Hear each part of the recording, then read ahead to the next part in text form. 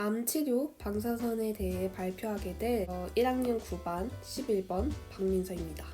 먼저 탐구 과정을 보도록 하겠습니다. 탐구 과정은 암치료 방사선에 대한 설명과 치료 방법을 탐구하였고, 이에 연장하여 우주 방사선의 정의와 차이를 탐구해 적었습니다. 참고 문헌은 사이언스홀과 그의 믿을만한 채널, 예를 들면 뉴스, 내셔널 지오그래픽 채널을 이용했습니다. 그럼 본격적으로 시작하겠습니다. 먼저 암을 치료하는 방사선을 보려면 인체 위험을 고려한 유효선량 단위인 밀리시버트, 피폭량에 대해서 조금 아시고 가시는 것이 좋습니다. 이렇게 백과사전에서도 자세하게, 조금은 어렵지만 이해는 잘 되는, 다음 이 방사선이 일정량 이상 사람의 몸에 들어올 경우입니다. 실제 백내장 실현 손실이 올 수도 있고, 피부염, 홍반 등의 각종 피부염이 발생하실 수 있습니다.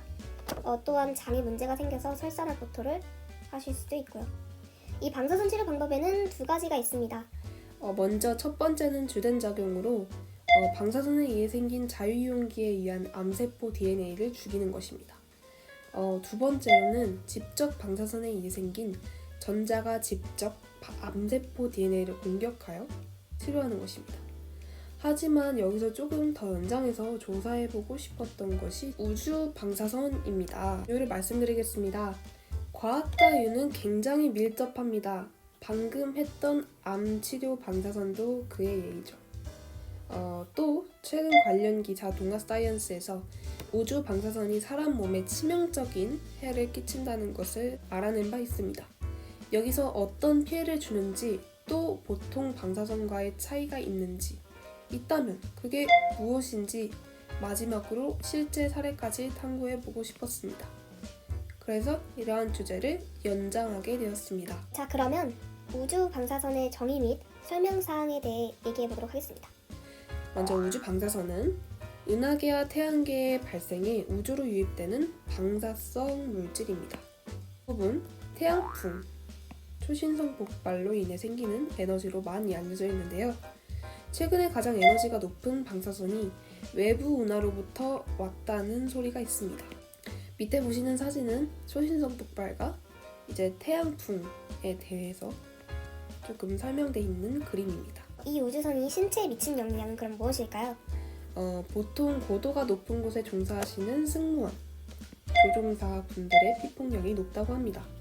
참고 자료로 백혈병에 걸리신 승무원의 인터뷰가 있는데 잠깐 함께 보시죠. K씨가 북극 항로를 오가며 피폭된 우주 방사선 때문에 암에 걸렸을 가능성이 높다는 소견을 냈습니다. 방사선이라고만 알고 있었지, 알려고 된 다음에 우주 방사선이라는 그 단어를 처음 접했던 것 같아요. 방사선이 떨어 있다고 그런 말은 했죠. 우스갯소리로. 그렇게 생각할지 모르고. 북극 항로는 아시아와 미주를 연결하는 최단 항로지만 적도 지역으로 지나가는 것보다 방사선 피폭량이 2배에서 5배 높은 것으로 알려졌습니다. 때문에 북극 항로를 오가는 기장과 승무원에 대해서는 철저한 방사선 피폭량 관리가 이루어져야 합니다. K씨는 항공사 측이 북극 항로를 오가는 승무원에 대한 방사선 피폭량 관리를 제대로 하지 않았다고 주장하고 있습니다.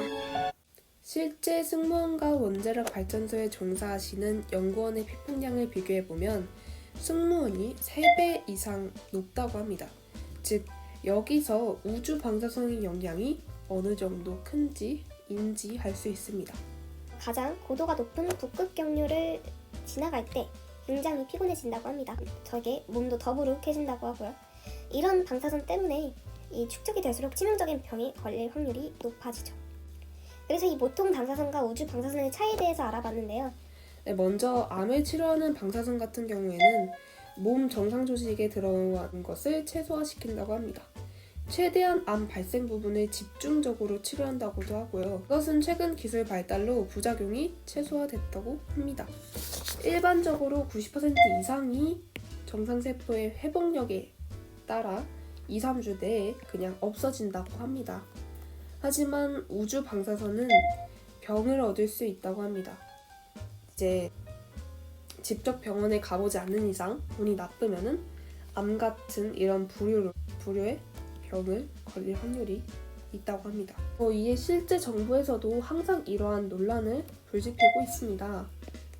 예를 들자면 국내 항공사의 실정에 맞는 새로운 방사선 계산 프로그램이 정책, 같은 것이 있죠. 탐구 결과 고찰에 대해 얘기하겠습니다. 이 탐구 결과 우주 방사선과 방사선 사이에서의 지구에 있는 스케일과는 굉장히 다르다는 느낌이 들었고요. 또 알게 된 것은 암을 치료하는 방사선도 당연히 우리의 몸에 좋은 영향만 끼치는 것도 아니었습니다.